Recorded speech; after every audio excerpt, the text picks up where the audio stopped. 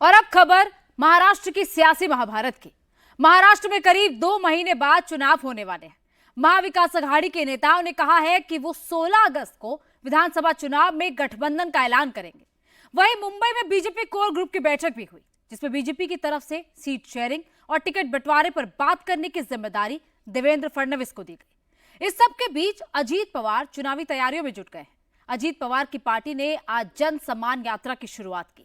आधिकारिक तौर पर तो अजीत पवार ये कह रहे हैं कि इस यात्रा का मकसद महाराष्ट्र सरकार की योजनाओं की जानकारी आम लोगों तक पहुंचाना है।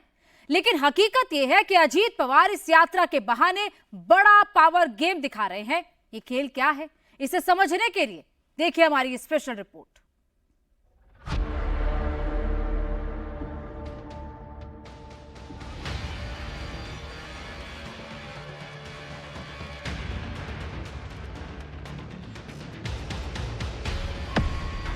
क्या महायुति को अपनी पावर दिखा रहे हैं अजीत पवार? क्या सीएम फेस बनने की रेस में अजीत दादा?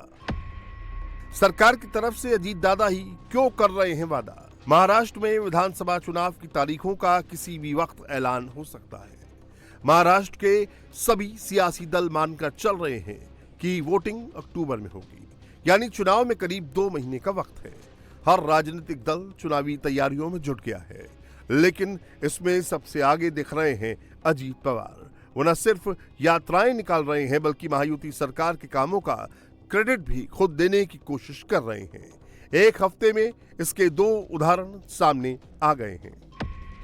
पिछले ही हफ्ते महाराष्ट्र की एकनाथ शिंदे सरकार ने मुसलमानों की कुंजला जाति को ओबीसी में शामिल करने का फैसला किया।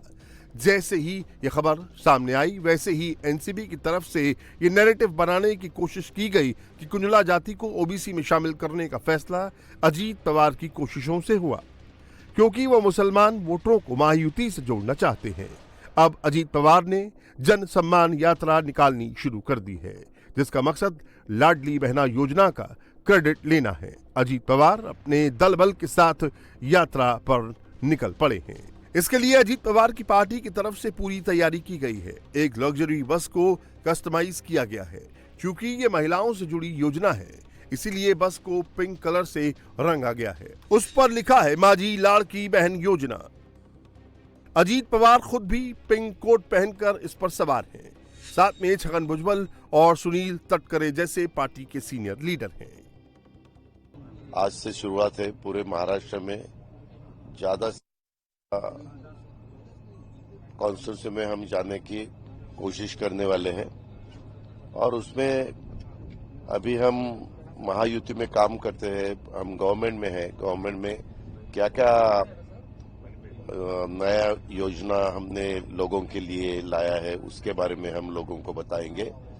गवर्नमेंट में जाने के बाद जो भी अच्छे डिसीजन समाज के लिए है, महाराष्ट्र के लिए है, महाराष्ट्र के लोगों के लिए है, फार्मर्स के लिए है। अजीत पवार यात्रा को लेकर पूरे फोकस्ड हैं। छोटी छोटी चीजों का ध्यान रख रहे हैं। यही वजह है कि यात्रा के दौरान मीडिया से बात करते करते जब उन्हें एक जगह भीड़ दिखी तो उन्होंने गाड़ी रुकवाई और लोगों से मिलने चले गए। बाप रे, ये तो अर्थम है। जरा रुको, अरे जरा रुको। अब सवाल यह है कि अजीत पवार इतनी जल्दबाजी में क्यों हैं? आमतौर पर गठबंधन की पार्टियां ज्वाइंटली ऑफिशियल कैंपेन की शुरुआत करती हैं। सभी पार्टियों की साझा रैली होती है और उसके बाद पार्टियां अपने अपने स्तर पर प्रचार करती हैं। लेकिन यहां अजीत पवार अकेले ही यात्रा निकालकर सरकारी योजनाओं का क्रेडिट लेने की कोशिश क्यों कर रहे हैं? दरअसल लोकसभा चुनाव में अजीत पवार की पार्टी का प्रदर्शन बहुत खराब रहा। उनकी पार्टी ने 4 सीटों पर चुनाव लड़ा, सिर्फ 1 सीट जीती, यानी स्ट्राइक रेट रहा सिर्फ 25% का। महायुति की तीनों पार्टियों में सबसे कम। ऐसे में विधानसभा चुनाव में सीट शेयरिंग को लेकर उनकी बार्गेनिंग पावर बहुत कम हो गई है। अजीत पवार को आशंका है कि बीजेपी कहीं लोकसभा चुनाव के प्रदर्शन के आधार पर ही सीट शेयरिंग का फॉर्मूला बनाने की बात न कह दे। इसीलिए वो अपनी पार्टी के पक्ष में माहौल बनाने की कोशिश कर रहे हैं, जिससे जब सीट शेयरिंग की बात हो तो उनके हाथ में थोड़ी बहुत बार्गेनिंग पावर रहे। इसकी भूमिका उन्होंने अभी से बनानी शुरू कर दी है। अजीत पवार कह रहे हैं कि महाराष्ट्र में महायुति की हार की एक बड़ी वजह अब की बार 400 पार का नारा और मुस्लिम में फैला खौफ भी था। अब ये बताने की जरूरत तो है नहीं कि अब की बार 400 पार वाला नारा और मुस्लिम के डर का जिक्र कर कर उन्होंने इनडायरेक्टली हार की जिम्मेदारी बीजेपी पर डाल दी है। लोकसभा में टोटल 0.6% वोट अपोजिशन से हमें कम मिले हैं, उससे ज्यादा नहीं मिले। ये संविधान बदलने वाले अब की बार 400 पार, ये जो पहला सबने रखा कि हम इस चुनाव में अब की बार 400 पार, तो अपोजिशन वालों ने फेक नैरेटिव सेट किया। क्या किया? इनको 400 पार किस लिए चाहिए? संविधान बदलना है, रिजर्वेशन जाने वाला है, जो भी आपके स्कीम है वो सब बंद होने वाले हैं, और माइनॉरिटी ये भी थोड़ी सी डरी कि ये वापस आने के बाद अपने को तकलीफ होगी। क्या ऐसा थोड़ा सा मुझे ऐसा लगता है, या ऐसा होगा या ऐसा नहीं। लोकसभा चुनाव में हार की जिम्मेदारी बीजेपी पर डालकर अजीत पवार एक तीर से दो शिकार करना चाहते हैं। दरअसल महाराष्ट्र की 48 लोकसभा सीटों में सबसे ज्यादा 13 सीट कांग्रेस ने जीती है। इसके बाद नंबर है उद्धव की शिवसेना और बीजेपी का। दोनों पार्टियों को 9-9 सीट मिली। शरद पवार की एनसीपी को 8, एकनाथ शिंदे की शिवसेना को 7 और अजीत पवार की एनसीपी को 1 सीट मिली।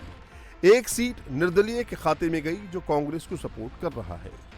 अब सवाल यह है कि जब अजीत पवार की पार्टी का खुद का लोकसभा में प्रदर्शन खराब रहा तो वो बीजेपी पर निशाना क्यों साध रहे हैं? बीजेपी को हार का जिम्मेदार बताकर वो क्या हासिल करना चाहते हैं? तो इसका जवाब आंकड़ों में छिपा है। बीजेपी 28, जीती 9, स्ट्राइक रेट 30%। शिवसेना 15 सीटों पर लड़ी, 7 जीती, स्ट्राइक रेट रहा 48%। एनसीपी 4 सीटों पर लड़ी, 1 सीट जीती, स्ट्राइक रेट रहा 25%। दरअसल लोकसभा चुनाव में बीजेपी का प्रदर्शन भी कोई खास नहीं रहा। बीजेपी 28 सीटों पर चुनाव लड़ी और 9 सीट जीती, यानी उसका स्ट्राइक रेट 30% के आसपास रहा, जबकि अजीत पवार की पार्टी का स्ट्राइक रेट 25% है। यानी बीजेपी उनकी पार्टी से बहुत आगे नहीं है। यही वजह है कि अजीत पवार विधानसभा चुनाव के लिए महायुति को बिग ब्रदर का रोल नहीं देना चाहते। वो नहीं चाहते कि बीजेपी ही टर्म और कंडीशन सेट करे। अजीत पवार की कोशिश ये है कि सीट शेयरिंग के दौरान उनकी पार्टी को ज्यादा से ज्यादा सीटें मिले।